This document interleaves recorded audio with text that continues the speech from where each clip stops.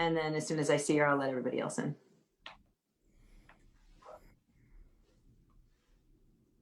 Hello, everybody out there on Facebook Live. Thank you for being with us today. And just about a minute, we're going to open doors.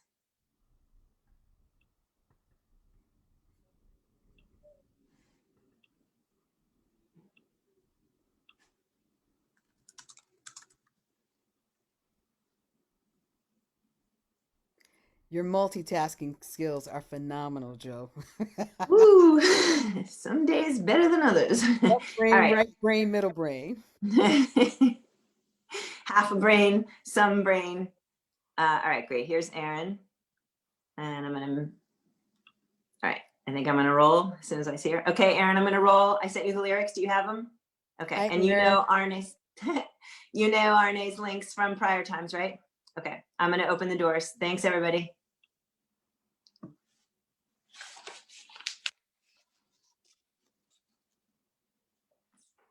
Made me laugh, Arnaé. Good.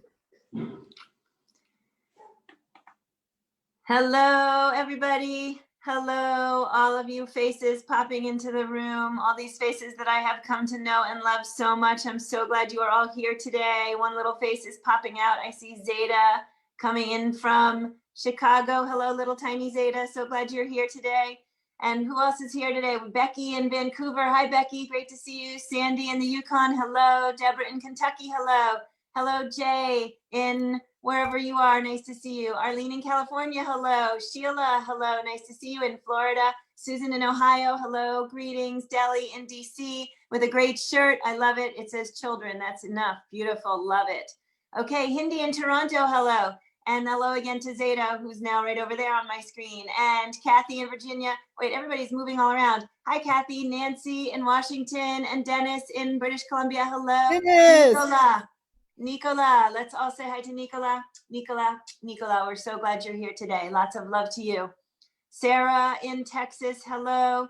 Doug in Vermont, hello. Sue in California. Dan in Virginia. Kevin in New Hampshire. Hello, Lee in Victoria. Nice to see you today. And Julie, hello.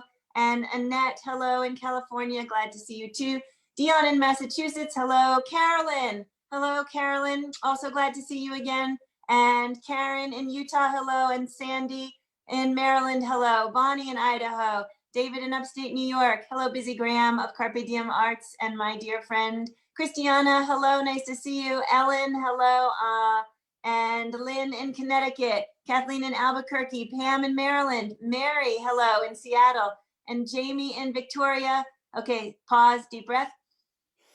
Hello, Sid, also in Victoria. Good to see you. And Luda and Mark, who is at work. That's lovely. Hi, Luda. Nice to see you. And Terry, hello. And Susan, hello. Nice to see you. Rosalie in Michigan. Anne in the DMV. It's Kathleen and Cameron. Hi, hello. Good to see you. That's two little faces in the room today. So glad to see you. And a third face in the background. Hello, Timothy. Nice to see you. And Isabel in Florida. Hello. Gary, hello, in Western Mass. Storm, also in Mass. Susan in Seattle, and Jane in the UK, and another deep breath.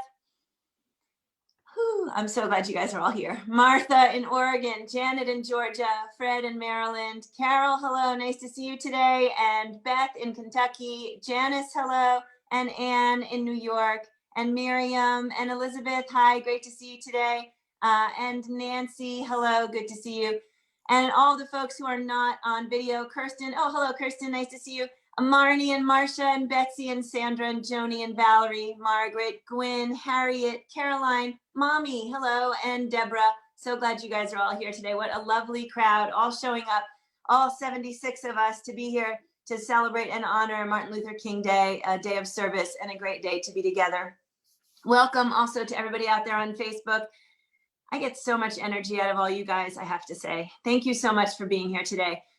For anybody who's new, we're here every day at 12 noon, singing one song together, having some chat, and working our way through this wonky world as a community. The lyrics to today's fabulous song will be in the chat. There's always a donate link in the chat, and all the money that comes in goes directly to the artists who lead us in song. My email in the chat if you want to reach out for any reason or get on our daily antidote list.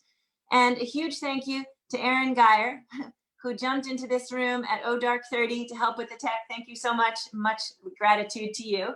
And I'm super excited to bring to the center stage here on this lovely day our dear, dear, dear friend, Arnaé Batson, who is coming in from California and who has been in this room with us now, I'm going to say going on 5 times, and a blessing every time. 3? Oh, it just, yeah, so it just feels like so much Arnaé. All right, so Arnaé, it's always a joy and a blessing to have you in here, and this song is one of my favorites. I'm so excited, and I'm turning it over to you. Fantastic. Joe, take a breath. Everybody, take a breath. Joe, thank you so much for providing just a wonderful, safe, and creative space for us all to come together and fellowship. Good morning, everyone. I am so honored to be here with you on this National Holy Day. This is what I call it, honoring a revolutionary, a visionary, and a true servant of the people. Of the many things that Dr. King represented during his 39 years, 39, y'all. What was y'all doing at 39? He clearly believed that freedom and justice was possible for all. So today we are going to sing a song about freedom. It was written by one of my mentors, Dr. Bernice Reagon. She was a member of the Freedom Singers who actually sang on the dais at the March on Washington where the I Have a Dream speech was delivered. A lot of you know this song. The words come from Ella Baker, who was a mentor of Dr. Reagan's. So you see how we pass this on? We pass it on. They're powerful words that Dr. Reagan set to music. They say, "We who believe in freedom cannot rest. We who believe in freedom cannot rest until it comes." Some of you probably know it, but I'm just going to teach the melody of the song. So here we go. Everybody take a breath. Let me find the key. And, okay. So the lyrics are in the chat. Fantastic. So the leader, who in this case will be me today, has the first part of the song. So I'll say, "We who believe in freedom cannot rest.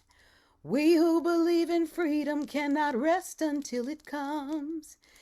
We who believe in," your part will be, "we who believe in freedom cannot rest." Let's just get that. We who believe in freedom cannot rest. And let it go. The second half of that is, we who believe in freedom cannot rest. Let's do that one again. We who believe in freedom cannot rest. All right? So put them together. Again, it starts with me. We who believe in freedom cannot rest. We who believe in freedom cannot rest. Y'all got it? And then there's soprano parts. We who believe in freedom cannot rest. We who believe in freedom cannot rest. For tenors, we who believe in freedom cannot rest. We who believe in freedom cannot rest. All right, that's the song. If you know the verses, you can sing along, but I want us to say these words. So you can listen to me sing them, but I think for you to really feel it in your soul, you can sing along with me. You can sing real loud too. Or you can say it, but just let these words permeate us. And let's use this song as a way to celebrate the full dream of Dr. King. Because y'all know we are those children. In that speech, he talked about children coming together and being with each other. We are those kids. That's us. So let's sing this song in high praise and in celebration of him. Okay, so remember, I started, and when I do this, I'll be giving it to you. Y'all ready to sing? Y'all ready to sing? Okay. All right. Here we go. I'll take my cue from Joe. Let's take a breath. Okay. Okay, it starts with me. We who believe in freedom cannot rest. No. We who believe in freedom cannot rest until it comes. We who believe in freedom cannot rest. Y'all got it? We who believe in freedom cannot rest. Come on, y'all. Until the killing of black men, black mothers' sons, is as important as the killing of white men, white mothers' sons. Oh, we who believe in freedom cannot rest. Put your hands together. We who believe in freedom cannot rest until it comes. Come on.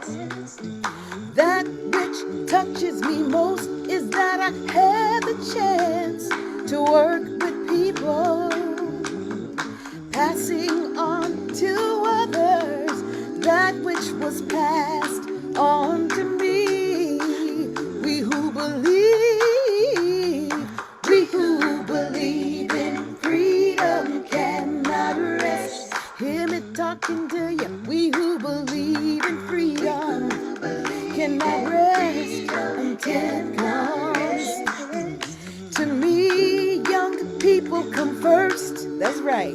They have the courage where we fail. And if I could but shed some light as they carry us through the gale. Oh, we who believe in freedom cannot rest. Oh, I like that. We who believe in freedom cannot rest. Oh, the older I get, the better I know that the secret of my going on is when the reins are in the hands of the young who dare to run on against the storm. Oh, we who believe in freedom cannot rest. Oh, no, no, no, no, we who believe in freedom cannot rest until it comes. Put your hands together. Not needing to clutch for power, not needing all the light just to shine on me.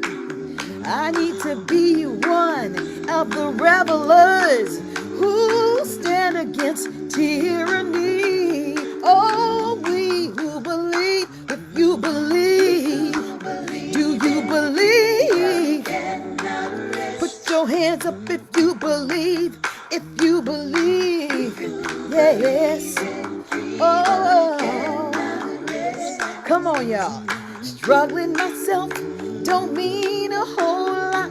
I've come to realize that teaching others to stand up and fight is the only way our struggle survives. Oh, if you believe in freedom, sing it out, sing it out, sing it out loud. If you believe in freedom. Here's my favorite one. Hey, now I'm a woman who speaks in a voice, and I must be heard. At times I can be quite difficult, 'cause I bow to no man's word. We who believe in freedom, oh, no, no, no, no, no, no, we who believe in freedom, oh, let me see you, we who believe in freedom. We cannot rest if you believe. Oh, yeah. One more time, we who believe in freedom. Take a breath. We who believe in freedom. We who believe in freedom. cannot, cannot, cannot, we cannot rest.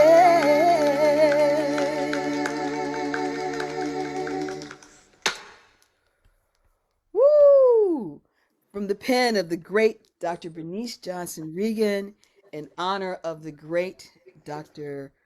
Martin Luther King Jr. Woo! Let's breathe. Woo! Arne, thank you so much. That was amazing and exactly just, I mean, so much power and so much reflection in those lyrics. And for anybody who came in after you mentioned it, can you just mention again how that song came about and where Dr. Reagon first sang it? Sure. Actually, this was the theme song for a film, a documentary film about Ella Baker, which you can find on YouTube. It's called Fundy, The Story of Ella Baker. Go to YouTube right now. It's free. But Ella Baker was a freedom worker.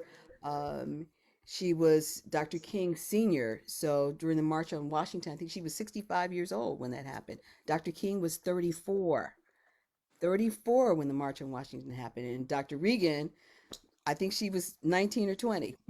So these were the words of Ella Baker, who spoke to all the young people in the SNCC organization to move forward those ideas of freedom, freedom, freedom for all, for everybody.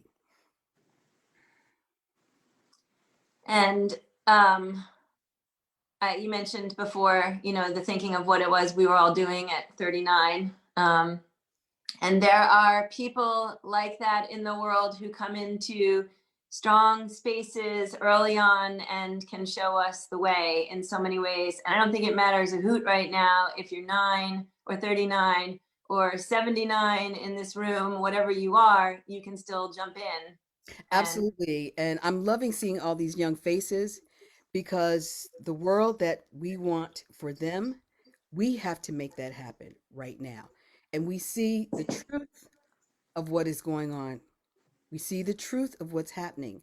And so, do we want to leave this for these beautiful young faces that I'm seeing on the screen? Zeta, I see you.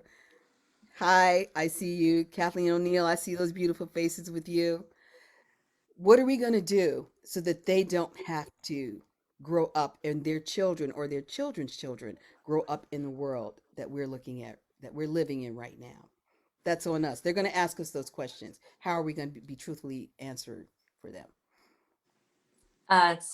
so one of the questions that Nico just posed the other day is, Mom, remember when we've talked about in history, you look back and you say, why didn't they, or what couldn't they see? And he said, this one's ours now. This is the one where we need to say, like, so what are we doing? So when they ask us what we did, we have something to say. And I thought that was really quite precious. Wow. How old is Nico? Nico is now 14. Wow. And Zeta over there is 7. Is that right, Zeta? And I'm gonna guess that Cameron, are you right now? Are you 5, 6, 5? Yeah, actually, you know what? I'm gonna let everybody unmute themselves. And if we want to start, Cameron, if you want to tell us how old you are, we'd be happy to have you unmute. But if you don't want to, it's okay.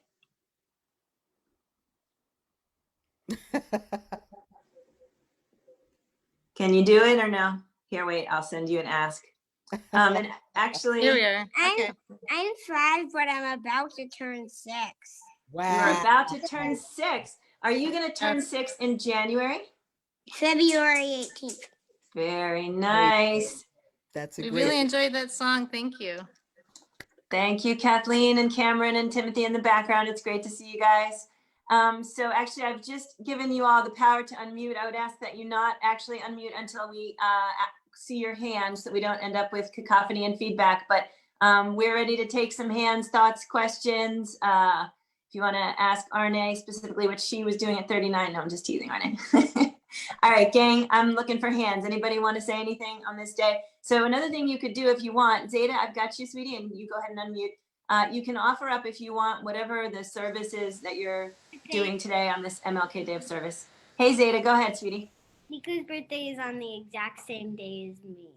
Nico's birthday is on the exact same day as Zeta's birthday. And for anybody in this room who doesn't know, Nico and Zeta are cousins. So they are cousins with the same birthday, which means they are spiritually connected as well as blood relations connected. So Zeta and or Cameron or anybody else who wants to, is there anybody who wants to put a hand up and say what it is they're doing today? I'll actually start it. That today's the MLK Day of Service, and through Nico's school, we're going to go grocery shopping today and go drop bags of groceries at So Others May Eat. And we are also writing some cards. If you can believe a person like me would ever choose to write cards again, 1,700 cards later. But that is actually what we are doing today, is also writing cards. So, and I'd love to hear from other folks in the room. Arnaé, did you want to? I'm curious. I'd like for us to take a minute to reflect on Dr. King's legacy through the lens of what frees all of us. What does, because freedom in the 60s looks very different from freedom now. So I'm curious what people's impressions are of what freedom looks like for them. That's beautiful. So there you go. There's your challenge. Everybody's got their hands down now. They're in a deep think. What does freedom look like, gang? And so, I mean, I guess I would say one, I'm going to answer while I'm waiting for some hands. So come on, guys, back me up here. I would say actually that one of the things that we learned in the Capitol riots, or whatever the words are we're using for that. Insurrection. Yeah, thank you. One of the things we learned was that the police response was so different based on the fact that they were white bodies and not black bodies. And I saw a tweet that said, we're not asking you, police, to shoot the white bodies. We're asking you not to shoot the black bodies. And I think for me right now, freedom looks like finding those places where I didn't understand how disarranged, I'm sorry, I'm not speaking well, but like figuring out where those places are and then figuring out how to contribute something to try and make them freedoms for everybody. So that's my answer. And now I'm going to glare at you all until I say a hand. No, I'm just kidding. Anybody want to put their hand up and volunteer? Okay, I see Mary in Seattle. We'd love to hear from you, Mary. Thank you. If you can. Yeah, I'm going to sing This Little Light of Mine at a MLK's commemoration at a large assisted living community around here. They're doing a whole day's program. And I also gave the activities director a CD of the Freedom Singers. But when it was my time to think about leading sing-alongs for those songs, I kind of stopped because I didn't feel like it was my experience, and I didn't know whether it was okay to lead those songs when it wasn't my experience. This Little Light of Mine, so Arnie, maybe that's my question to you. Is it okay to really sing those songs when it's not, it's certainly, I wasn't part of that struggle at that time. Who are you singing the songs to? Older people, older than me, like people in their 80s and 90s. Well, they might not necessarily have to come from your experience, from you having to experience them, but this is a song that you know and it resonates in your heart for a reason. You have every right to pass it along. Okay. Absolutely. Arnaé, thank you. That's beautiful. I was going to say that one of the things, oops, okay, I'm going to mute you, Mary, because there's a little echo. Yeah. I was just going to say, Mary, one of the things, and Arnaé, you can tell me whether or not you have a thumbs up on this or not. One of the things that we've been told as we've been exploring these issues of singing songs from other cultures is that it's a really important piece is to honor the culture, acknowledge where it came from, and then in singing it, you're actually pointing towards that culture's experience and acknowledging that your experience is different. And so that's a piece, it sounds like you think. Absolutely. And, you know, it would be wonderful to have a world where we would not have to sing those songs. There you go. What would that be like? Well, for one, it would be like we wouldn't have a lot of all this great music that we love to sing. So, well, there's other great music. You know, No, music will always come. Music will always come. Yes. And you know, it's really, there's a thing where we sing songs that have to do with things that passed or that are no longer the problems, right? And it still feels good to sing those songs in a way of recognizing, honoring, right? Looking back at history never doesn't teach you something about where you are, no matter what the Yep. So, and of course, I'm being a little facetious, but of course we want to not have to sing these songs for the same reasons. And they're beautiful songs, and it would be great to be able to get to a place where they don't have the same meaning anymore. They've had the same meaning for such a long time, and it would be great to move that forward. All right, I'm looking for hands. Christiana, is that a hand or is that just a wave? Just a wave, okay. A wave of agreement. Dennis, go ahead, please. First of all, I want to say a warm hello to Arnaé. Hey, Arnaé. I'll be working with her in a reunion that we're doing online of everybody who's been through our community choir leadership training course coming up in a few weeks. But about the topic that was opened up here so beautifully by Arnaé and you, Joe, this is in Canada where I live, from the West Coast especially, there aren't very many African American people, but we do have our own dramas to investigate. Just down the road from where I live, the Tsartlip people and the First Nations. I drive through their reservation area, and I really want those houses and those people's opportunities to be similar to everybody else's that I know, and they're not right now. And we're going through a process in Canada, which is very much to recognize that, and to it'll take generations, but to raise those people up or help them to raise themselves up so that they have the same opportunities, because people who looked like me came in and took those opportunities away from them, and I'm really, really aware of that. And so as long as we are treating people like the other and not like ourselves, I think we're going to have this in us.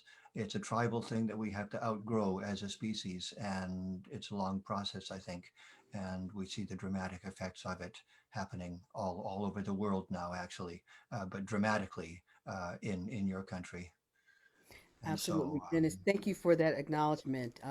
That was generations in the making for someone who looks like you to be able to say the truth of that.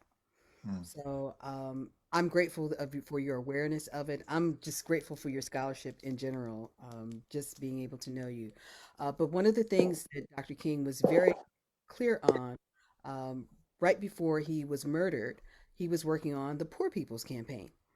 And the next march that he was going to do in Washington was for poor people to come, and he was including poor white people, poor black people, anybody who was on the poverty line. And the idea of uniting all those people and bringing them to Washington on mule carts, walking. It was going to be a huge, huge event to stand in politicians' faces and say, we are all poor because of the policies that you make. And he was killed before that march was able to take place. The Poor People's Campaign still exists today. Reverend William Barber in South Carolina is the head of it. So you can honor Dr. King's memory by getting involved, finding out about the Poor People's Campaign, what is going on. Because the thing is to elevate everybody. Can we have a level playing space? This is what Dr. King was advocating. He went so far as to say he thought there should be a universal income, a basic income for people. These were radical things that were being said at that time. Folks did not want to hear that. And do people want to hear it now? But is it the truth that still needs to be said? Do we really need to bring it forward even more? So let's all check in and check ourselves for what makes us feel comfortable. Is it uncomfortable for us to use the phrase white supremacy? Is that uncomfortable? Because that's the underlying of all of this. And we have to be truthful and saying and knowing what it is before we can tackle it. Thank you, Arne. I think one of the things that came out of George Floyd's murder is not only a lot of sort of scholarship that is now talking about those issues that we are hearing a lot more about being able to access, but also pointing us back to stuff that had happened before, because of course, there's a decade's worth of the same message, and that we might not have been finding it in our journeys, and now it's much more findable. And the reading and the listening to podcasts, and I do actually still owe everyone in this room an email with a whole list of stuff, and it really is coming. The podcasts, the things that you can go to that really help keep this open in your mind. One that I was just listening to yesterday that was talking about voter suppression and the notion that there are leaders of a political party who pointedly said over the course of the previous years that they don't want everybody to be able to vote, because then they'd never get into office again. So that idea that there's voter suppression that's being used in order to maintain power. And then, of course, you could open up the dialogue about the fact that people from lower income brackets on all sides are voting for both sides. And so some notion that helping people understand how to vote in their own best interest would have been potentially one of the things that could have come out of a Poor People's March led by Dr. King, which would have been showing folks of lower income that they had more in common than they had not in common. Absolutely, absolutely. So it's like, no way, do not let those people get together. We're not Yeah. letting that happen. And then the murder took place. Yeah. So there's still work to be done. There is still work, especially now, because it's in our faces, people. It's in our faces. Yep. Thanks, Arnaé. Susan, I see you have a hand up. Yes. For me, freedom is a time when everyone can move through the world without fear of being profiled, when everyone can trust that the police are there to protect and keep them safe, and everyone can wear a hoodie and everyone can breathe. That's a beautiful sentiment, Susan. Thank you so much. The truth is, I can't do that. I can't walk around with that level of freedom. So, and I hold that in that's held in me, um, since I was a kid. And I just still move throughout my day. But that is a reality that I face, that anytime I go outside, I'm subject to something happening. And now I could be in my house. So there's work to be done, people. Wow. Arnaé, thank you. The notion that there are people who have to not feel safe in their own houses is such a disruptive, deep breath kind of a moment. Thank you for sharing that, Arnaé. Janice, I see you have a hand. Sorry, Arnaé, go ahead. It's the truth, and it can feel disruptive. There's a part of me that has gotten used to it, which is very sad. Oh, yep. That's very I sad. still live in this world. I still live in this world. I still make my way. I still get my voice heard. And I'm grateful for spaces like this. These are safe and creative spaces where we can all come together. We can hold each other, even though we can't physically hold each other. I feel that I'm supporting you. You are supporting me. And this is where staying together and connected in community, this all is the salve that helps all of it. That's beautiful, Arnaé. Thank you. Janice, I see a hand. Yes, I totally agree. It's so nice in these COVID times to be able to come together on Zoom and have these discussions. Yesterday we had a really nice conversation with Emma's Revolution, Pat Humphreys, and Sandy O's. The sort of addressed the issue that was mentioned before. Is it appropriate for someone with my coloring to sing these songs that we have not experienced? And Pat Humphreys put it, she said it much better than I can.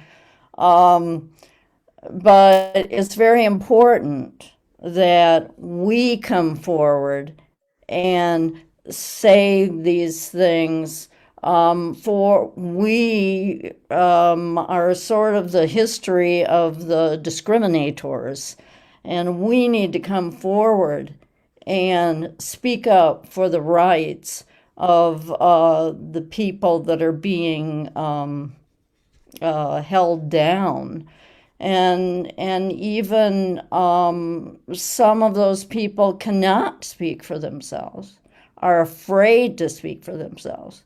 And we absolutely need to do that. Thank you for acknowledging that. Thank you for acknowledging that. This is a white people issue. A lot of those folks that we saw at the insurrection on the 6th, these were people's neighbors, these were people's friends, these were people's nephews, nieces.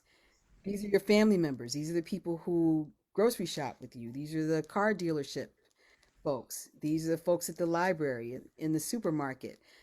These are the people that a lot of you have more contact with than I would. That's where the issue lies. And so it's work that white people have to do with other white people. Thank you, Arnaé. That's beautiful. That obviously points right into the direction of the Constructive White Conversations group that Dan Zanes leads, and the fact that folks in this room are invited to join me and folks from Rebels and Carpe Diem on Wednesday, the last Wednesday in January, at one of those conversations, so that we have a space to continue this kind of talk with folks who have done the work for longer and are great at finding the places where we don't necessarily see ourselves. And I would just share really quickly, it's all interrelated. And I did actually share this, I think, once in this room a while ago, right after George Floyd's murder. There was a notion out that we were supposed to stop if we saw a Black man being arrested or a Black woman being arrested by white policemen. We were supposed to stop and bear witness. And there was a time where I was biking on a trail and in fact saw exactly that. And I biked by and then realized what I had just seen and realized my new role and stopped and went back. And there was a Black couple there also watching the arrest, and they were filming it with their cell phone. And I said to them, do you want me to stay or do you feel like you have this? And they said, oh no, you should stay because they'll listen to you. And even though we're filming it, even though we're here, our voices might not count. And it was, to me, one of the most stunning moments of realization, right? They have their camera, they're filming, and they still don't feel like they might be heard, right? So that notion that the work is ours to do is on so many levels. And the notion of the ways in which we don't understand the experience of being maybe afraid in our own homes is there again on so many levels. And Arnaé, it's so beautiful to be able to be in this space and talk with you. Your feedback is so amazing. You're so thoughtful. And at 39, you're clearly doing a great, amazing job, my dear. I'm beyond 39. Nah, no, we don't believe it. All right, I think we have time for one more hand. If there's some, oh, Deborah, I see you have a hand. Go ahead. So maybe it's okay if I end on a positive note, because I think we need that too, so that we can keep on going. I just want to say that I've been so fortunate to have some amazing role models. I wasn't the only one to put in the chat that our mother was at that Martin Luther King speech day. But also in more recent years, I had a landlord who had been involved with the CIA and doing things that I really didn't think were right. And he owned this huge plantation that had been in his family since the 1700s. And he got involved with the history, and he ended up having reunions with everybody in the community that had his last name, which included all of these people whose ancestors had been slaves on that plantation. And his ancestors were the owners. And he brought everybody together and said, let's have a conversation Let's recognize each other. We're actually family. And I have to say, with role models like that, you know, I still didn't agree with his politics on a million things, but hey, I can take my little steps. And there are little steps. Thank you for that, Deborah. That's we all are the same. Thank you for just bringing it, that awareness. We are all the same. I think most people just want to be, they want to live their lives. They want to be able to express themselves in ways that are truthful for them.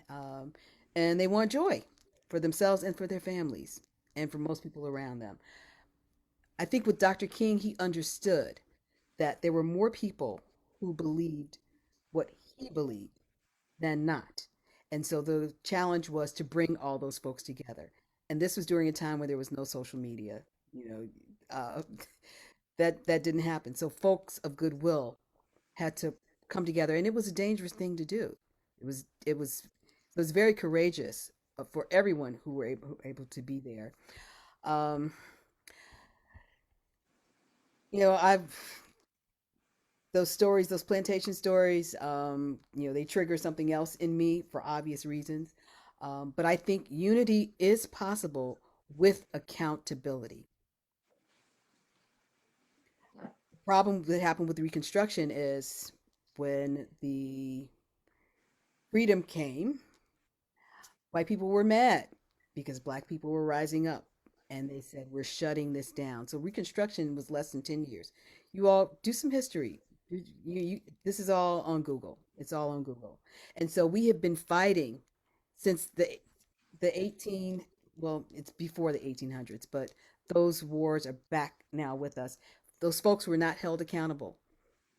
The rebels from the Civil War, they went right back home. They went back to those plantations and they started up those same operations again. No one was ever held accountable. So we're at a space right now where people can be held accountable. So what are we doing about this? What are we saying about this? And I think for the older generation, our voices do matter. Y'all remember how we used to write cards? We can still do that now. We can still write cards to our congresspeople, to our representatives, to hold those folks who participated in January 6th, hold them accountable. If they're representatives, the Constitution says they can be put out. They can lose their jobs. We have to make sure they're held accountable. So write those letters. Send them to your congresspeople. Send them to the representatives. Send them to the Speaker of the House. This is the time now to move forward with that kind of action. This is what we can do right now from our homes. Keep our voices heard. Send the postcards. Send them return receipts so you know they get them. Those things stack up. They add up. They do matter. They do count. Folks have to be held responsible for their actions. Either we're a nation of laws or we're not. And if we're not, then say that. But if we are, hold people accountable, and then we'll talk about unity. Thank you, Arnaé. That is definitely one of the sentiments that I am seeing repeated in so many ways. Like there's no unity without accountability. And if you think of the way you raise a child, you teach them to apologize, you teach them to own what they did as a way of growing and making things better. You can't work with someone who's either lying or unwilling to look at the problem, right? You know, whether it's a 4-year-old with a cookie behind their back, or whether it's our entire political system and the members that are in it. So thank you, Arnaé. I'm so grateful for all of that. I want to say that the chat is full of amazing things right now, and that along with the rest of the things I'm emailing everyone, I think I might just attach today's chat to the email so that you all can go through it at your leisure, or for folks who can't actually get to the chat. And if there's anybody out there on Facebook Live that would like to see the chat that's happening here in the room, you can find my email on the Facebook comment section. Thank you, Erin, for putting that there. And you can email me and I'll get the chat to you too. Go ahead. To say, I think Elizabeth Melvin is in the room. I plan on being with her tomorrow for her Rise and Sing. let's all continue to sing with each other. Can I say something about that real quick about singing? Yes, please. It is absolutely the responsibility of white song leaders to educate and illuminate where these songs came from when they lead civil rights songs or spirituals or gospel. And I feel a deep responsibility for that. And I feel like that has helped to illuminate the struggle for the many years that I've been doing that. At first, I felt a little ambivalent, and Arnaé and Dennis and I have had these discussions with the whole CCLT group about, leading other cultures' songs. And if I can get a chance to open somebody's eyes to the context of where that song came from, then I feel like I have accomplished a mission. And the other thing I wanted to do was Joe and Busy and everyone who's responsible for this daily antidote, that you have really put your foot to the gas pedal in bringing song leaders of color here week after week, month after month, and making sure their voices are heard and represented. And I thank you for that. And thanks, Arnaé. I love you.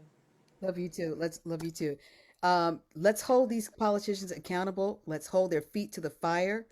We can do this. We can do this from the safety of our homes. We can still let our voices be heard, and then come in community with each other and bring joy to our hearts. Thank you, Elizabeth. Thank you, Arnaé. And thanks to everybody in this room for all of the participation, all the great ideas. Some days in this room, the discussions are harder than other days. And I'm grateful to all of you for sticking through the hard ones. And if you happen to be having a good day and we're having a tough discussion, it might not be a bad thing still to sit with us. We do love it when you bring the hope into the room. It's a roller coaster right now. And we are all experiencing this on our own, and coming into this space and sharing in one way or another, either our hope or our questions. It's a beautiful way that we can come together. And in the long run, I hope and think strengthen each other. Even if some days we're a little more down than folks might have hoped. The nice thing is that we always end by singing, which is a way to put it back into the hope and back into the good space. Yes? Karen Lowe has had her digital hand up for quite a while. Karen Lowe, digital hand, go. It's true. I mean, I hear us moving into our final song and words of conclusion, and I hate to jerk us back, but I appreciated what Arnaé said about the time of Reconstruction. We were talking about this in my Salt Lake Oasis secular community yesterday morning, about these calls for unity, and about books like David Blight's Race and Reunion, and how we did the same dang thing after the Civil War. We immediately went unity, let's all have unity with the rebels, and it was white unity, so we came back together to make one country because we had to, if we were going to continue as one country. And the calls for justice and reconciliation were drowned out for the sake of unity. And we see the same thing happening now. Let's not seek justice, we need to have unity. And it's being called out by the people who are trying to burn things down, so we need to have accountability, justice, and reconciliation. And maybe we can talk about unity, but not use it to paper over our oppression. Thank you. Because those same people are saying they're coming back. They're saying we're coming back, and we're coming to your town too. They've become emboldened with their actions, and they're seeing, a lot of them are being let out on bail. After what we saw, they're being let out on bail. So this is where, again, our activism comes into place. Write those letters, make those calls, send those emails, come, do your own research, find out what happened in Reconstruction. Because again, you're right, Karen. We're at the same place now. And we look at history, look what happened from the 1860s to 2020. All of that undercurrent, all of that unaccountability, that's what's been bubbling over, and that's what we're seeing spilling out on the streets, attacking politicians. This is America. This is America. Thank you, Arnaé. Thank you, Karen. Thank you, Anne, for not letting me miss Karen's hand. I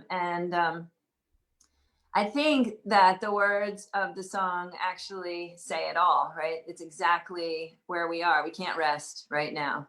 And with freedom interlinked is obviously accountability on every level. And so thanks, gang, for all of the amazing thoughts and questions. And Arnaé, I think we should blast us out of the room with the energy and the power of that song and take it into the rest of our MLK Day. Sure. We who believe in freedom cannot rest. Put your hands together. We who believe in freedom cannot rest. Come on, y'all. We who believe in freedom cannot rest. No, no, no, no. We who believe in freedom cannot rest.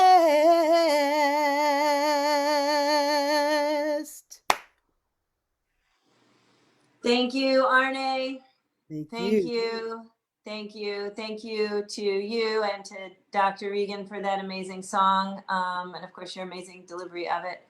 And thank you to everybody in the room again for the great energy. And thank you for being here and helping me say goodbye to everybody on the days where the goodbyes are harder. And today's one of those days. So I'm going to say goodbye to the folks on Facebook. Again, please just be in touch if you want to have any more of the content of what we've done in here today. And thanks for joining us. And I hope you'll be able to be with us tomorrow.